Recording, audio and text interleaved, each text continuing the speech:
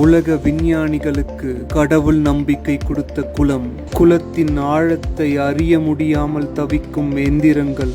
பஞ்ச பாண்டவர்களால் உருவாக்கப்பட்டதா இந்த குலம். அந்த குலத்தோட பேரு பீம்குண்ட்.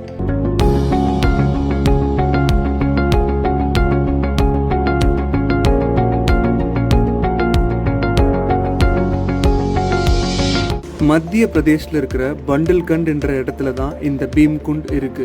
அந்த காலத்துல இருந்தே முனிவர்கள், ரிஷிகள், சத்ருக்கள் இது மாதிரி ஏகப்பட்ட பேர் இந்த இடத்துல வாழ்ந்திருக்காங்க. இப்ப இந்த இடம் மத சுற்றுலாவும் மற்றும் அறிவியல் ஆராய்ச்சிக்கும் இந்த இடத்தை யூஸ் பண்ணிட்டு இருக்காங்க. இந்த குளத்தோட ஆச்சரியமான விஷயம் என்னன்னா, இந்த குளம் அவ்வளவு சுத்தமா இருக்கும். உள்ள இருக்கிற தண்ணி அவ்வளவு தெள்ளந்தெளிவா இருக்கும்.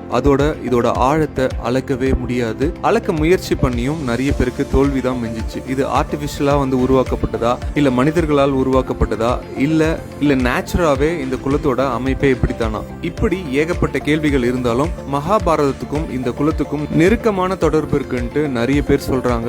அதுக்கான ஆதாரங்களும் சிலது கிடைச்சிருக்கு. இந்த குளத்துல நிறைய மீன்கள் காணப்படுது. அது எல்லாமே குளத்து மீன் கிடையாது, கடல்ல வாழ்ற மீன்கள் தான் இந்த குளத்திலயும் இருக்கு. அப்படி இருக்கும்போது கடலுக்கும் இந்த குளத்துக்கும் கனெக்ஷன் இருக்கா அப்படின்ட்டு நிறைய விஞ்ஞானிகள் ஆராய்ச்சி பண்ணிருக்காங்க. அது மட்டும் இல்ல, ஆராய்ச்சி முடிவுல ஆமா அப்படின்ற ஒரு உண்மையை சொல்லியிருக்காங்க. சில சமயங்கள்ல சுனாமி வரத்துக்கு முன்னாடியே இந்த குளத்தோட நீர்மட்டம் அதிகமாச்சுன்னா ஒரு பெரிய அழிவு இருக்கு அப்படின்றத இந்த குளம் மூலமா நிறைய விஷயங்கள் தெரிய வந்திருக்கு.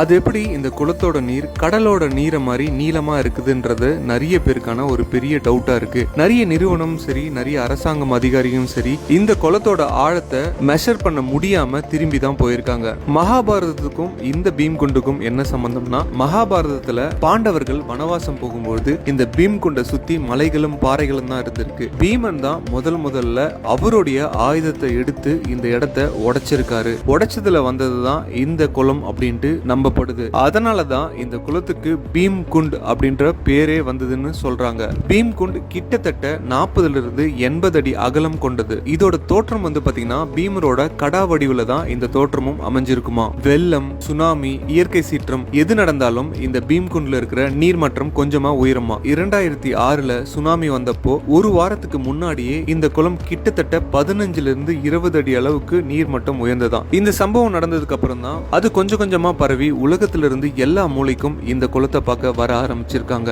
நிறைய ஆராய்ச்சி குழு கிட்டத்தட்ட 80 அடி ஆழத்துக்கு போனதுக்கு அப்புறம் அங்க நிறைய வாட்டர் கரண்ட் இருந்ததுனால அவங்களால அதுக்கு கீழே இருக்கிற ஆழத்தை நோக்கி பயணம் பண்ண முடியாதனால திரும்ப வந்திருக்காங்க. 1977ல அந்த ஊரோட மாவட்ட நிர்வாகம் கிட்டத்தட்ட 3 மோட்டர் வச்சு இந்த குளத்திலிருந்து நீரை வெளியேற்ற ட்ரை பண்ணிருக்காங்க. இந்த குளம் அப்பவாச்சும் எம்டி ஆகுதான்னு பாத்திருக்காங்க. ஆனா அவங்க தண்ணியை வெளியே செலுத்த நீர் கொஞ்சம் கூட குறையாம அதே அளவுல இருந்திருக்கு. இதை பார்த்துட்டு ஷாக் ஆன மாவட்ட நிர்வாகம் அதுக்கப்புறம் அந்த முயற்சியை சுத்தமா கைவிட்டாங்க.